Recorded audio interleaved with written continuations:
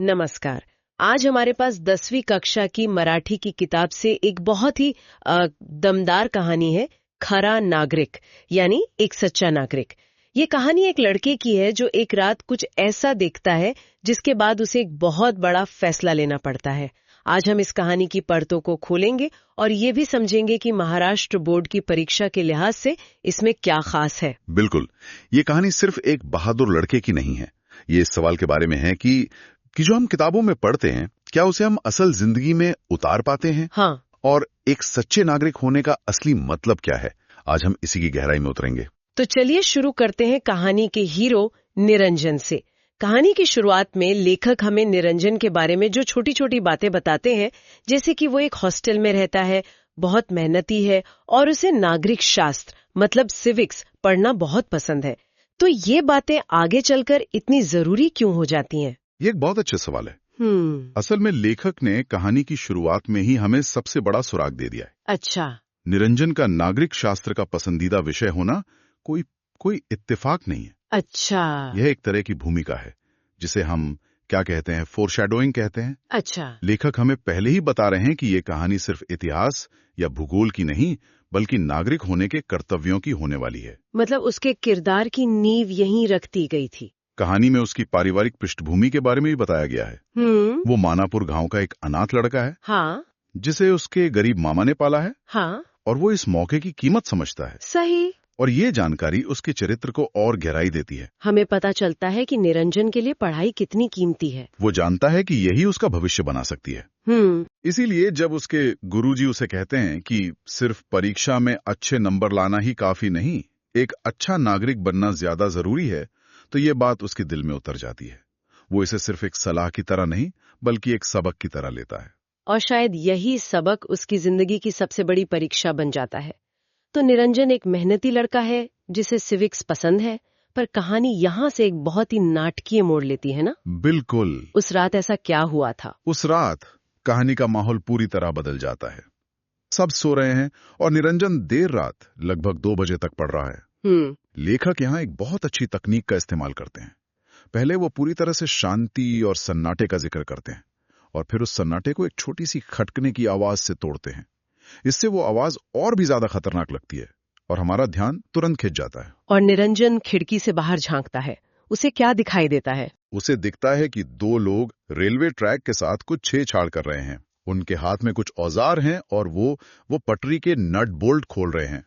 अच्छा। ये देखते ही वो लोग वहां से भाग जाते हैं। निरंजन के लिए ये एक झटके जैसा था।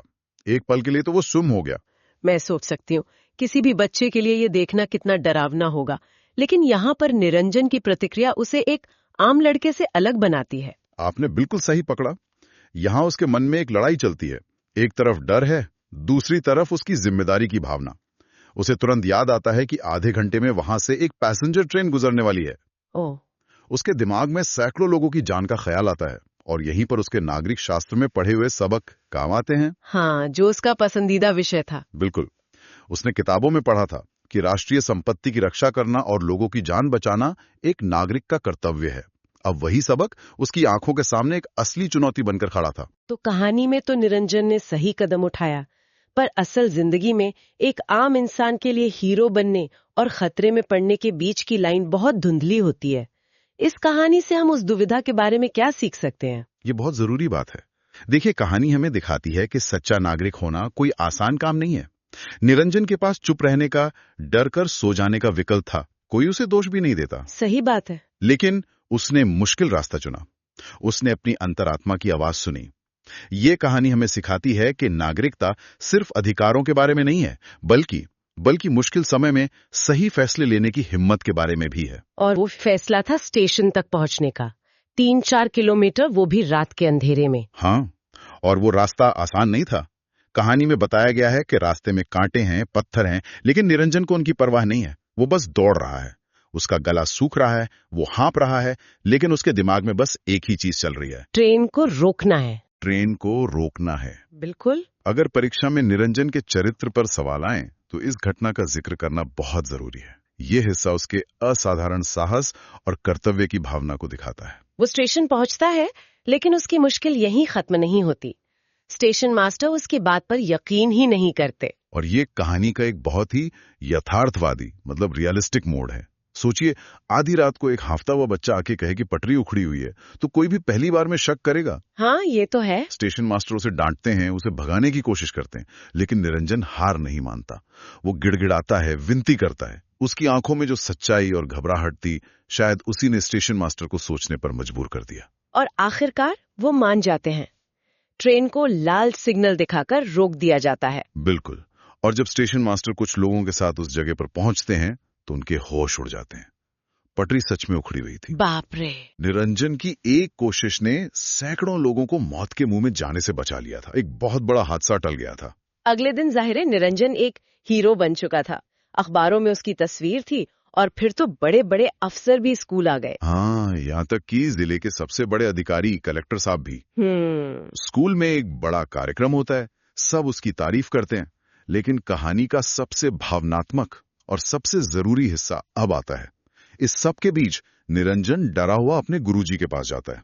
उसे इस बात की चिंता थी कि इस भागदौड़ में वो कल अपना नागरिक शास्त्र का पेपर नहीं दे पाया। ओह! और अब वो फेल हो जाएगा। ये तो कमाल की बात है। जिस लड़के ने इतनी बड़ी बहादुरी दिखाई, उसे अपनी जान की नहीं, अपने पेपर की चिंता थी। हाँ। ये उसकी मासूमियत और पढ़ाई के प्रति उसकी ईमानदारी को दिखाता है। और इसी पर उसके गुरुजी जो जवाब देते हैं वही इस पूरी कहानी का निचोड़ है। उनकी आंखों में आंसू आ जाते हैं और वो कहते हैं नाय रे वाडा, तू उत्तम नागरिक आहेस, शेकडो लोकांचा जीव वाचवलास आणि नागरिक शास्त्राच्या खऱ्या-खुऱ्या परीक्षेत पास झालास। तो क्या गुरुजी ये कह रहे हैं कि निरंजन की असल परीक्षा क्लासरूम में नहीं बल्कि उस रेलवे ट्रैक पर हुई? बिल्कुल, बिल्कुल यही।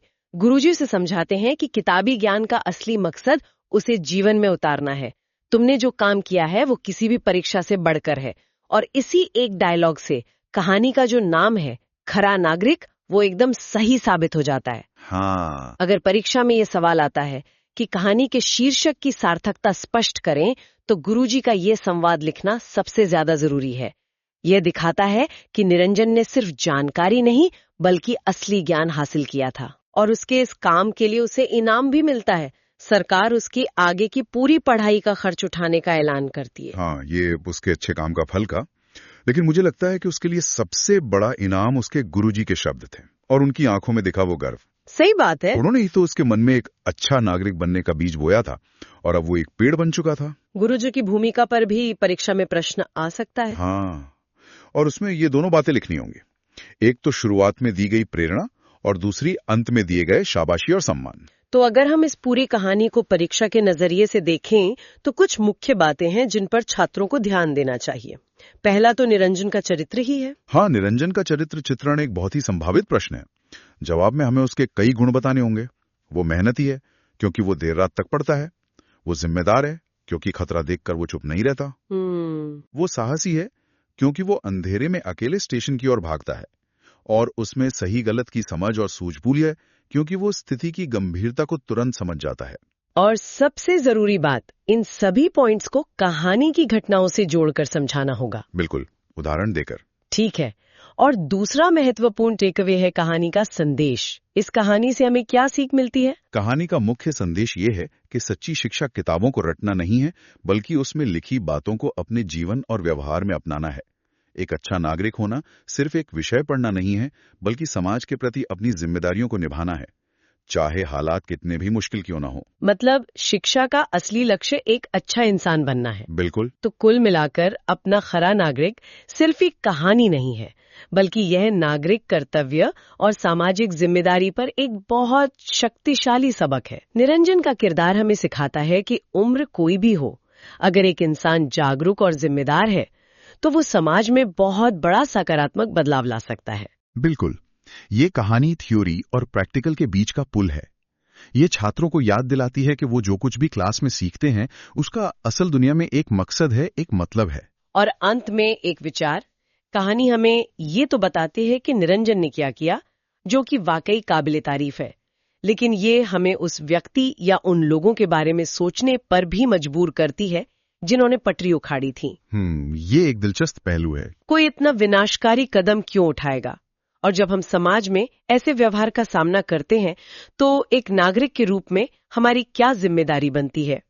क्या सिर्फ खतरों को टाल देना ही काफी है, या हमें उन कारणों को भी समझने की कोशिश करनी चाहिए जो लोगों को समाज के खिलाफ खड़ा कर देते हैं?